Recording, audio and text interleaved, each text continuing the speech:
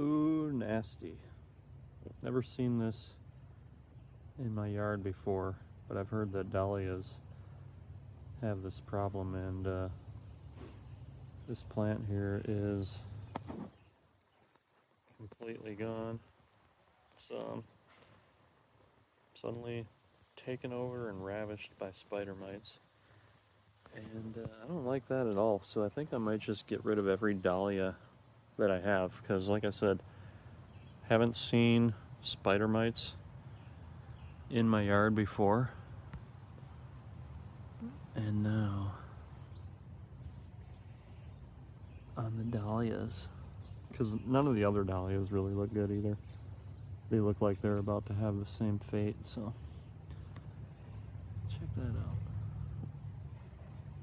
Spider mites. Shiva. Alright, there's a plant right next to it, and I was just thinking, you know, I definitely gotta trash this one, but for the rest of the dahlia and maybe some other plants, maybe I should just get some neem oil before I get rid of all the dahlias, you know? Try the neem oil out, see if it helps.